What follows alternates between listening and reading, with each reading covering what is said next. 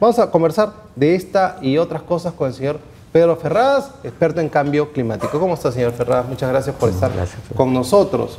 Y la primera pregunta que le podría hacer es, ¿vamos a volver a tener un niño para el año 2019? ¿Se avisora? ¿Cuáles son las probabilidades de esto? Ya, así es. Casi todos los pronósticos de las instituciones científicas coinciden en que estamos frente a un niño. O sea, son muy pocos los porcentajes que señalan que no habría un niño. El gran reto ahora es saber si el niño va a ser débil, mediano o fuerte. Y este es un problema todavía de pronóstico discutible. Hay información de que se trata de un niño tardío. Esta palabra curiosa quiere decir que el niño se presenta desde noviembre en adelante y por lo tanto va a coincidir con la época de mayor calor y por lo tanto esto podría traer más complicaciones, ¿no? ¿Y cuándo podremos decir en concreto que ya estamos en un niño? ¿Qué tendríamos que ver? Bueno, hay algunos indicadores. Uno de ellos es la temperatura del mar, ¿no? Que no es la misma. El niño se divide en zonas, niño 1, 2, 3, 4. Y para nuestro país el niño 1 es el central, ¿no?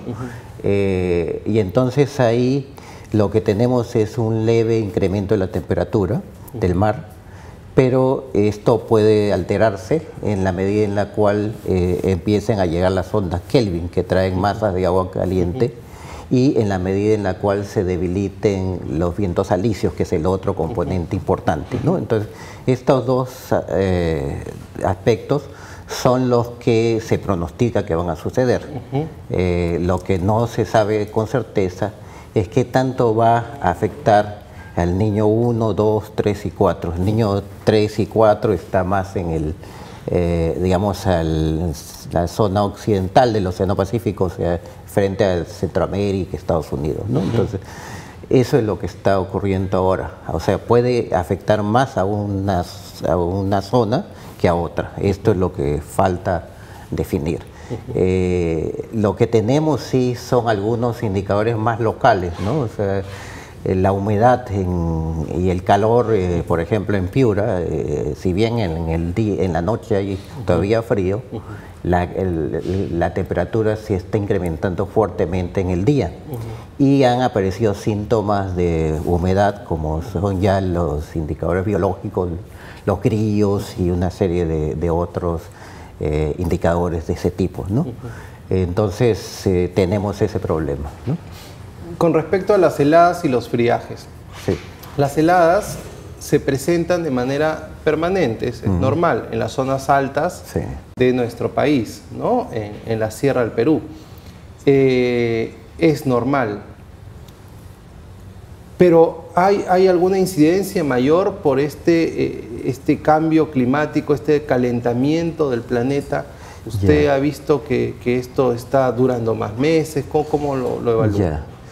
Es difícil todavía determinar esto. Las heladas han sido, digamos, fenómenos de bastante recurrencia en el país, pero curiosamente durante muchos años no fueron ni siquiera considerados emergencias ni desastres, pasaron ignorados. Recién en la década del 90 empieza a hacerse un seguimiento de este problema.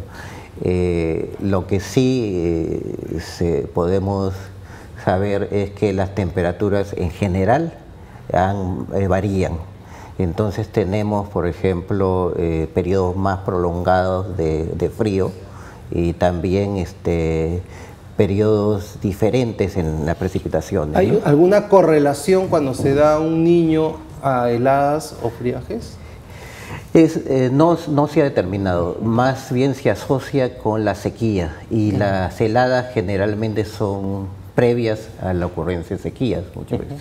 Entonces en ese sentido puede haber una correlación, pero no está directamente... No hay no está vinculada. Sí, más bien incluso las sequías no todos los niños generan situaciones de sequía. Hemos tenido el Niño del 98, que no generó sequías en el sur, sino más bien precipitaciones, problemas de inundaciones.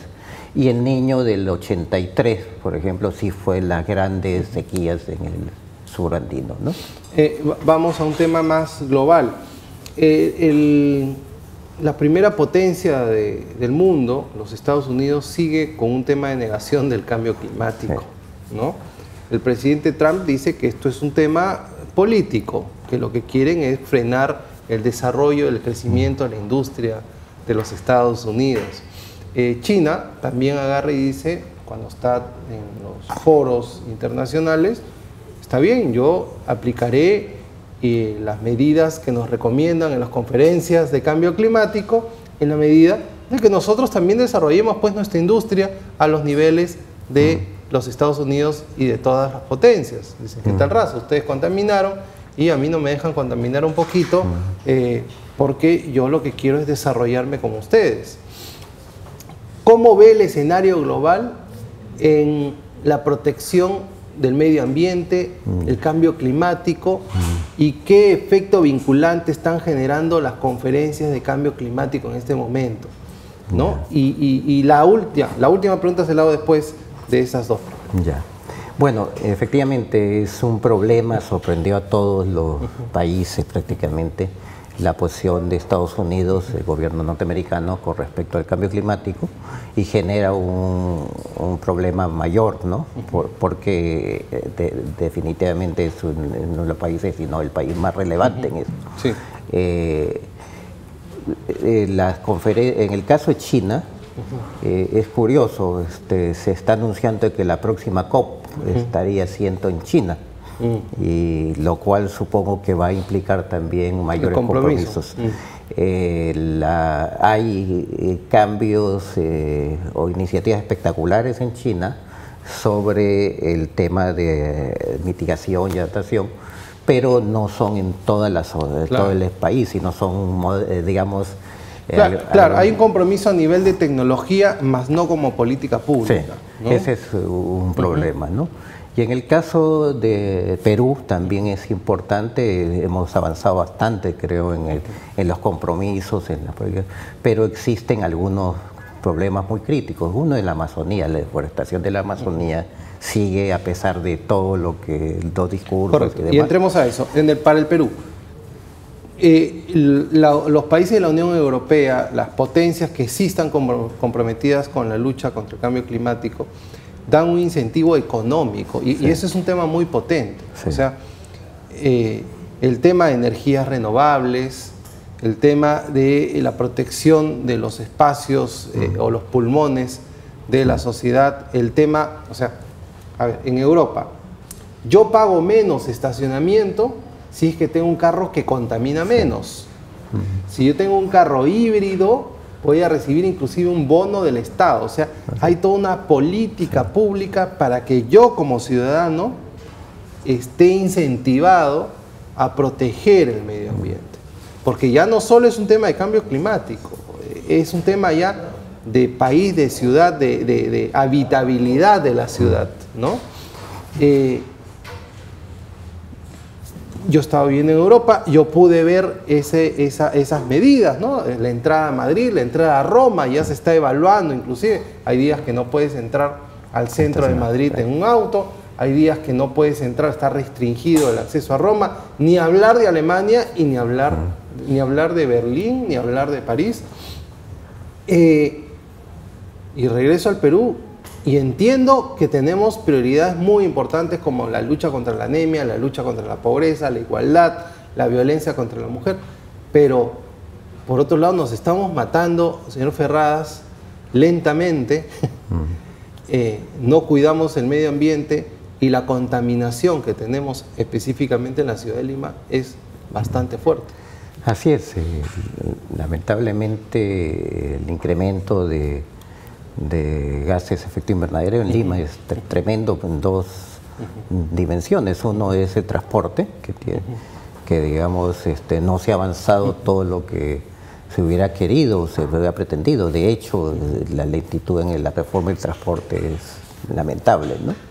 Y el otro aspecto es la contaminación que se genera por la producción, en muchos casos informales o antigua, que generan grandes problemas de contaminación, que son los dos elementos que tienen que ver. Y hay un tercer aspecto que, ubicado también en determinadas, digamos, microcuencas o cuencas, afecta fuertemente, que es todos los botaderos, ¿no? Toda la contaminación generada por digamos, el mal tratamiento de la basura. ¿Y es un tema de incentivos? O sea, nosotros acá no incentivamos nada. Allá, el que contamina paga, esa es la norma.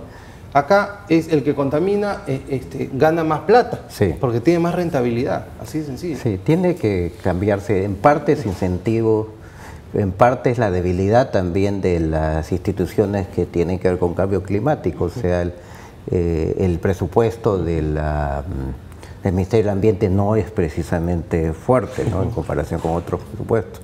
En algún momento comentaban algunos colegas y amigos de instituciones que casi sobrevive de la cooperación externa, pero el Estado tiene que poner también. Claro, además hay poco presupuesto para energías renovables. Realmente acá, excepto lo que tenemos en el sur en energía solar, el esfuerzo por energía solar es poco. Ya el costo para proyectos de energías renovables, sea eólica o sea por las hidros, o sea también el tema de energía solar, ha bajado, con lo cual podríamos incentivar más, pero las licitaciones, los procesos se han quedado truncos. Este año es un año perdido en la lucha contra el cambio climático y de buscar alternativas. Seguimos siendo un país de carbón. Así es. En buena parte tiene que ver con los mecanismos de interacción entre las empresas de energía eléctrica normal y estos sistemas de energía renovable. En muchos países hay una complementariedad muy fuerte. Acá casi la política es donde hay electricidad, digamos, a través del sistema general, no se invierte en energía renovable, y ese es un error. Lo que está pasando en la mayoría de países es que se complementan. Claro. Y entonces, si yo produzco energía, se la vendo a la empresa digamos, distribuidora de la energía, y se le dan incentivos a la energía renovable. Además que no somos un país, pues, somos un país que importa petróleo, ¿no? Entonces, nuestra matriz energética, que es la distribución en la cual nosotros consumimos la energía. Consumimos energía del petróleo, consumimos energía del carbón, consumimos la energía de otras fuentes, y todavía seguimos dependiendo de lo que no producimos.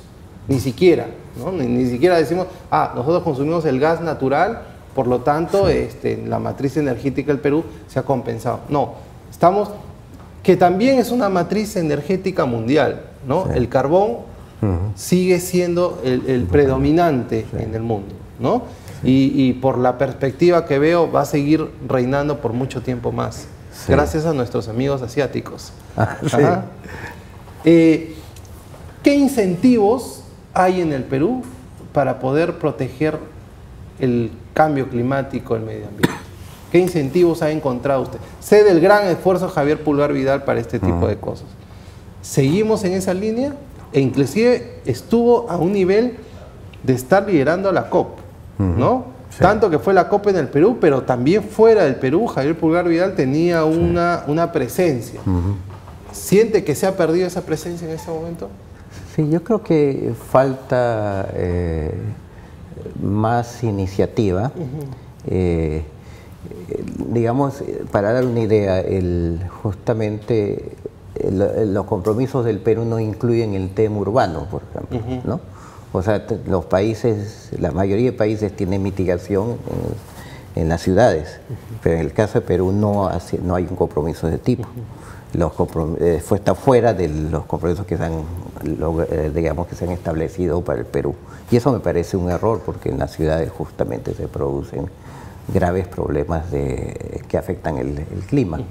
Es cierto que el Perú no es productor importante, digamos, de gases de efecto invernadero, comparativamente claro, con los grandes no países. No tenemos una industria tan potente. Y somos contaminadores de nuestro país, sí, eso es lo que somos. Sí, y en ese, pero lo que sí no hay que perder de vista que el problema principal es la adaptación al cambio climático, porque si bien el Perú no tiene, no es un gran productor de gases de efecto invernadero, sufre los efectos del cambio climático. Hay evidencias de que esto está afectando. Uno de los temas críticos es el cambio de digamos, las condiciones o la capacidad para producir en el sector agropecuario. Entonces, en determinadas regiones del país, por ejemplo, ya no se puede producir café, o empiezan a ser muy difícil la producción de determinados otros productos que tienen que ver con esa alteración del clima global, pero que se manifiesta fundamentalmente en estas situaciones. Ahora, ¿se evaluó en las COP el hecho de que los países desarrollados pudiesen dar soporte económico, apoyo o incentivos económicos también a los países de América Latina o de África para que pudieran tener políticas públicas de protección del medio ambiente? ¿No? Como país, como Perú, ¿estamos recibiendo algún tipo de beneficio? Hay algunos estímulos que se están canalizando en el tema de reforestación, ¿no? Hay programas de este nivel, pero son como proyectos de reforestación, ¿no? O se le llama reforestación porque justamente la idea es que, digamos, se ha perdido el bosque, ¿no? Pero estos proyectos resultan muy limitados en contraposición con el retroceso de los bosques. O sea, más se destruye que lo que se pretende reforestar, ¿no? O sea, todavía siguen siendo proyectos relativamente pequeños, ¿no? Y hay que ver que, digamos, el bosque, digamos, necesita 20, 30, 50 años para poder ser regenerado. Hemos visto que se ha anunciado que el Perú va a aumentar su producción en 25%, su producción petrolera, que es ínfima, por cierto. No producimos casi nada. Por lo tanto, es fácil aumentar en 25%. Pero, ¿esos son los proyectos que tenemos que buscar? Tenemos un potencial hidrográfico muy fuerte, ¿no? El proyecto Olmos y todos estos son proyectos muy interesantes que generan mucha irrigación, muchas cosas, y también energía. Y los precios, los costos de poner estas plantas hidroeléctricas ya no son tan caras como era antes. Antes era pues costosísimo poner estas turbinas, costosísimo, y por eso era más barato, pues metemos carbón y petróleo. Hoy día realmente esto ya está a niveles competitivos. ¿Por qué no tenemos una política más clara? Ok, petróleo 20%, carbón 20%, energía solar 20%, energía hidroeléctricas 20%. ¿Por qué no estamos así? Bueno, depende de políticas y acuerdos de más largo plazo, porque este es el problema. Donde hay oportunidades, hay inversión y se extrae el petróleo, se extraen... Acá la agenda está marcada por lo que encuentres. Sí, ¿no? Y ese es. ¿No? Mire, hay en estos casos impresionantes digamos, pueden haber muchas opciones y opciones más ventajosas para el país, pero sigue predominando esta idea de que la inversión es la inversión, ¿no? Sí. Y estaba recordando incluso un caso que a mí me preocupa mucho, puede ser una esperanza, pero también un riesgo, el caso del litio en Puno, ¿no? Se han descubierto las mayores reservas de litio, y ¿qué viene ahora ahí, no? Hasta ahora se considera el litio como el oro del siglo XXI, y el primer país productor de litio es Bolivia, pero estamos con las mayores reservas en el mundo, ¿no? Entonces, esto puede generar un cambio sustantivo, pero el gran reto es cómo se hace esto, ¿no? Porque si se hace, digamos, a la mala, vamos a tener problemas similares de contaminación, de destrucción del medio ambiente, etcétera, ¿no? Entonces el gran reto es cómo, no solamente en qué se invierte, sino cómo se invierte y cómo se preserva o se mitiga el impacto de la minería, petróleo y demás al medio ambiente. O sea, no se puede eliminar el impacto, pero sí se puede reducir sustantivamente. Hoy día existe tecnología suficiente como para reducir al mínimo esto, ¿no? Y eso es lo que creo que nos falta. Creo que el modelo no solamente es quién invierte más, sino quién lo hace mejor. El modelo canadiense a mí me impresionó, o sea, el nivel de protección del medio ambiente. Claro. Ahora, cuando entran al Perú, pues se convierten, ¿no? Sí. Cuando entra un canadiense al Perú, se convierte en peruano, en lugar de traer la política canadiense. Cuando viene un noruego, como pasó en el tema de la explotación de los pozos petroleros, se metió una maraña en noruego, que eso es imposible que lo puedan hacer allá. Sí. También, ya, una cosa es adaptación cultural y otra cosa es meterte pues en la jugada de acá, que más bien tenemos que mejorar. Bueno, ¿usted ve un compromiso del presidente Vizcarra con respecto a la protección del medio ambiente? ¿O ve que él está un poco laxo en eso? Sí, yo del gobierno en algún momento he estado en una reunión de Naciones Unidas y estaba el primer ministro, el actual primer ministro. En ese momento. Bueno, él ha sido una persona vinculada siempre a temas sociales, ahí en San Martín. Sí, ¿no? En San Martín, sí. Y él, en su discurso, el diálogo, fueron un evento sobre desastres, de Naciones Unidas, en Canadá, si no me equivoco, el año pasado. Y estábamos ahí en la mesa y sus planteamientos eran bastante avanzados en relación a la protección del medio ambiente y sobre todo de la Amazonía. Pero en la política pública, claro, ¿lo ve o no lo ve? Hay mucha debilidad y hay mucho temor ahora por los cambios, los retrocesos que se puedan dar. Para dar una idea, hemos avanzado mucho más en lo que es la ley y el Sistema Nacional de Gestión de Riesgo, pero hoy día hay retrocesos en varios países porque se pretende decir que las Fuerzas Armadas son la solución al problema de los riesgos de desastres. Y esto no es cierto. O sea, las Fuerzas Armadas pueden tener un papel de colaboración importante, de liderazgo en la respuesta a emergencia, pero complementario a lo que es la gestión de riesgo. Hoy día la gestión de riesgo en el mundo está siendo vista como justamente reducir los riesgos de desastre y no solamente responder a las emergencias o a las situaciones de desastre. Y esto tiene que ver también con cambio climático. La gestión de riesgo y adaptación al cambio climático están juntos hoy día y significan una política y una estrategia para incorporar ambos temas en el desarrollo del país y no tenerlos como un espacio aparte. Ahora, nosotros evaluamos, yo creo que el MINEM, el Ministerio de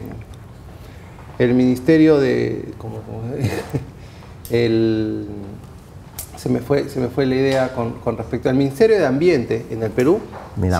Sí, tiene un rol muy importante. O sea, estamos un paso adelante de muchos países, ¿no? Como visión. Es de repente uno de los temas más importantes en el mundo. O sea, está en los países desarrollados, un Ministerio de Ambiente está al nivel de un Ministerio de Energía o un Ministerio de Desarrollo, de Obras Públicas, ¿no? Siente que en el Perú, y con la felicitación de que estamos a ese nivel, pero siente que se le está dando un respaldo como se le debe dar o la importancia que debe de tener. Yo creo que digamos, la orientación general del Ministerio, de las políticas, como orientación está bien, pero el problema es el aterrizaje en los ámbitos regionales y locales, y ahí todavía falta mucho.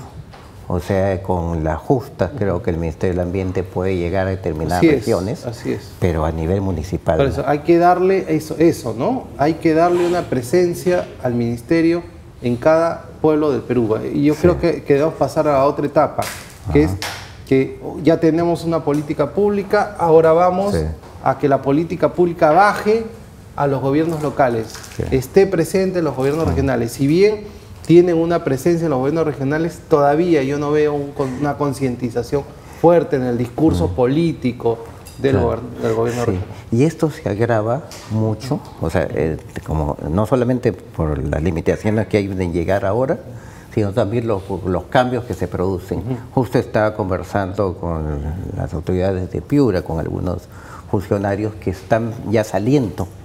Y entonces estamos a puertas del niño, y si el cambio de gobierno todavía no se sabe cómo se va a afrontar una emergencia en Piura si se presenta. Porque el 31 de diciembre salen unas autoridades, salen todos los funcionarios y vienen nosotros. Y lamentablemente es un problema grave. Cuando se va una autoridad, se lleva también a los funcionarios, digamos, más experimentados muchas veces en los temas. Y ahí vuelve sobre el siguiente funcionario a aprender, ¿no? Y ese es un drama.